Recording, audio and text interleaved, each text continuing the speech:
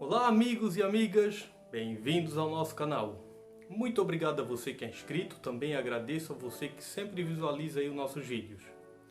Bom, hoje eu vou contar literalmente uma história para vocês, uma história clássica da mitologia grega, a história de Édipo Rei.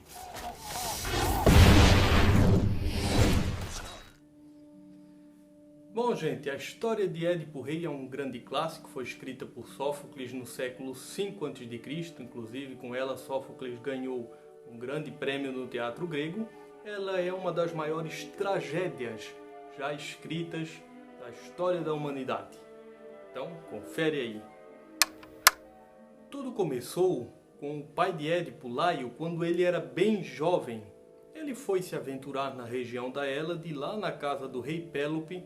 Ele ficou hospedado e conheceu o filho do rei, um jovem chamado Crisipo. Apaixonou-se por esse jovem e foi correspondido por ele. Acontece que naquela época era um vexame o amor entre dois jovens, dois garotos.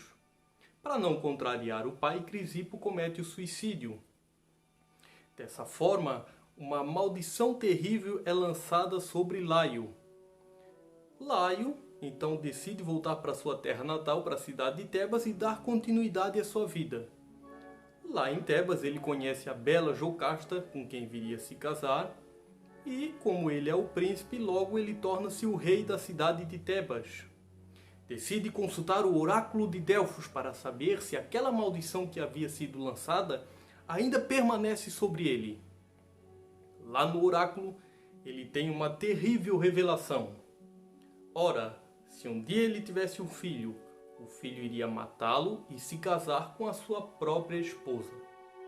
Ele e Jocasta decidem então que não vão ter filhos, mas os anos transcorrem e eles não conseguem evitar.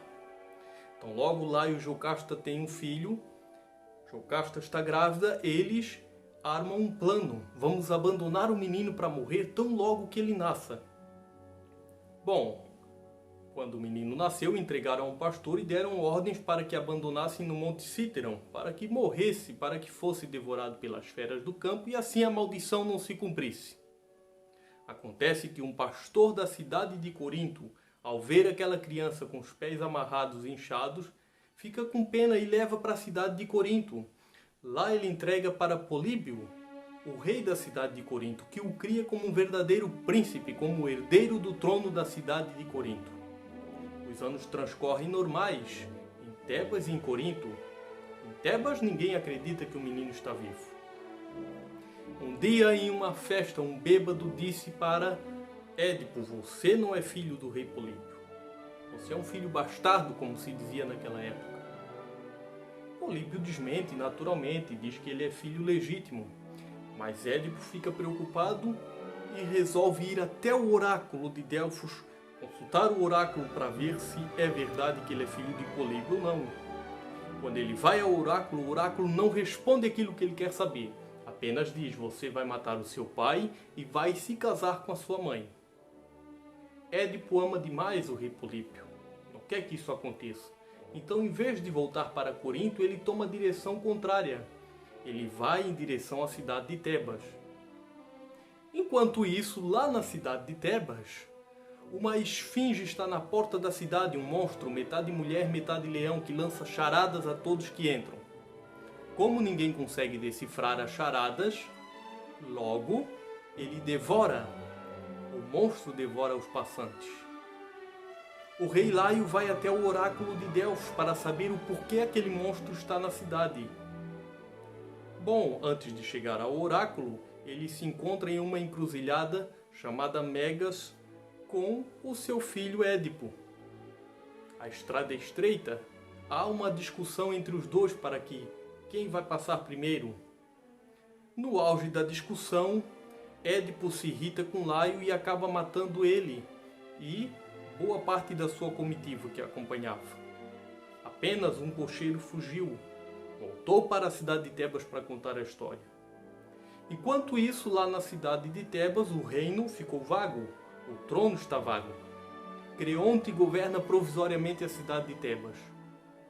E lança um desafio: aquele que decifrar o enigma da esfinge e livrar a cidade de Tebas daquele monstro terrível, ganhará o duplo prêmio, a mão da rainha em casamento, e tornar-se-á o rei da cidade de Tebas.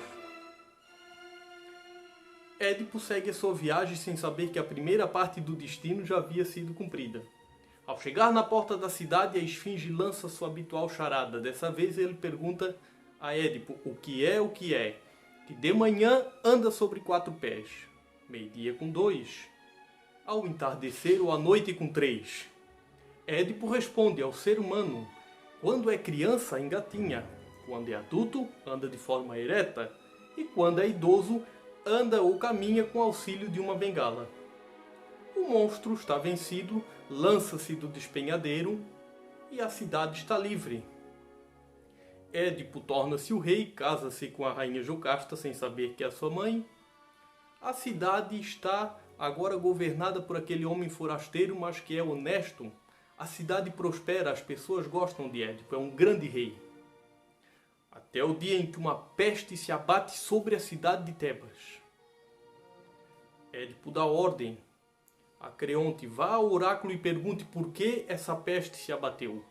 O oráculo responde: o assassino do rei Laio está impune. Está aqui na cidade. Édipo então ordena que se faça minuciosa investigação para achar o assassino. Começa então a busca por um assassino. Primeiro chama-se o cocheiro, que estava junto com Laio. Ele sabe que Édipo é o assassino, mas ele não pode dizer, é o rei. Por fim, sem ter mais a quem recorrer, Édipo recorre a Tiresias, que era um velho adivinho. Tiresias, após insistência de Édipo, diz: tu és o assassino que procuras. Mas aí Édipo chama o cocheiro de novo e ele diz: não, o rei Laio foi atacado por um bando, por muita gente. Quando na verdade era mentira. Nesse meio tempo, lá na cidade de Corinto, Políbio, o rei, morre. Vem um mensageiro da cidade de Corinto até Tebas trazer a notícia e dizer: olha lá, Édipo, você precisa retornar a Corinto, você é o herdeiro do trono real. Só tem um porém: você não é filho legítimo do rei Políbio. Como você sabe? Eu sei.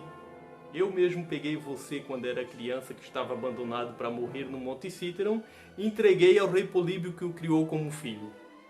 Nesse momento, Jocasta compreende toda a história, comete o suicídio. Édipo rasga os próprios olhos e, cego, sai errante cumprir tudo aquilo que ele havia determinado que o assassino deveria sofrer. Bom, gente, por hoje é isso. Essa é a nossa história, uma das histórias clássicas da mitologia grega. Sempre contei ela para os meus alunos, eles gostavam muito. Espero que você goste. Aproveite essa fase aí de pandemia para ficar perto das pessoas que você ama, da sua família, e também para estudar e adquirir conhecimento. Se você gostou dessa história e gosta dos nossos vídeos, inscreva-se aqui no canal, compartilhe com seus amigos, porque conhecimento é para ser compartilhado. Muito obrigado, fiquem com Deus, até a próxima.